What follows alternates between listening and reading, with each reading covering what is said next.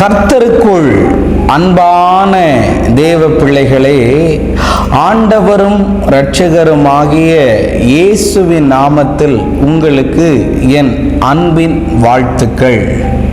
இந்த நாளிலேயும் இந்த மார்ச் மாதம் 24ஆம் தேதி குருத்தோலை ஞாயிறுன்னு நிறைய பேர் கொண்டாடுறாங்க.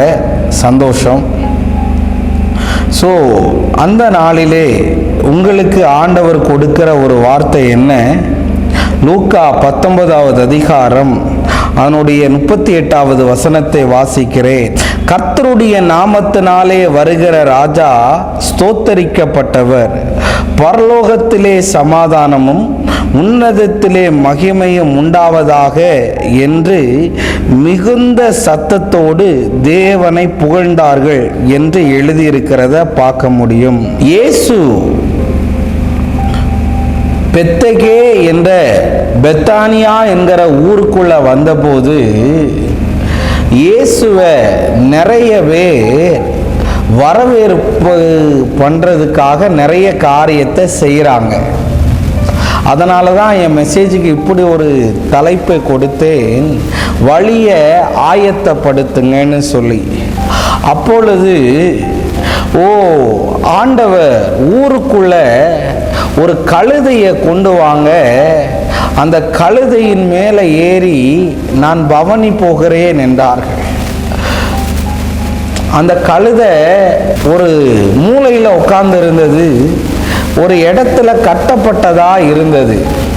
ஆனால் இயேசு போன போது, இயேசு ஏறின போது கழுதைக்கும் வாழ்க்கை வந்தது என்று நிறைய பேர் பிரசங்கம் பண்ணியிருக்கிறாங்க.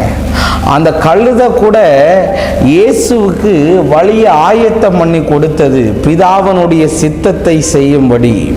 அங்கே நிறைய பேர் இயேசுவை புகழ்ந்து தள்ளுகிறார்கள். என்னன்னு தெரியுமா?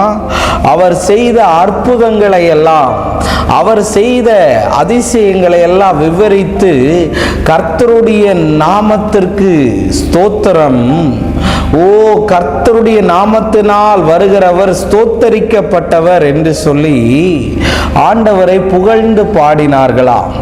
இன்னைக்கும் ஆண்டவருக்கு வழியை ஆயத்தப்படுத்துங்க. அது நீங்க கம்பளத்தாலேயோ இல்லாட்டி ஏதாவது ஒரு விதத்திலேயோ நீங்க கர்த்தருக்குன்னு வழியை ஆயத்தப்படுத்தும் போது அவர் உங்களுக்கானதை ஆயத்தப்படுத்தி வைத்திருப்பார். நம்ம ஜெபிப்போம். அன்பான நல்ல ஆண்டவரே, இந்த நேரத்துக்காக உமக்கு நன்றி செலுத்துகிறேன். ஆண்டவரே, தொடர்ந்து நீர் எங்களோடு பேசி வருகிறீர், அதற்காக நன்றி சொல்லுகிறேன். தடைகளை எல்லாம் கர்த்தர் மாற பண்ணி அற்புதத்தை செய்யும். இயேசுவின் நாமத்தில் வேண்டுகிறேன் நல்ல பிதாவே. ஆமென், ஆமென். God bless you. கர்த்தர் உங்களை ஆசீர்வதிப்பார்.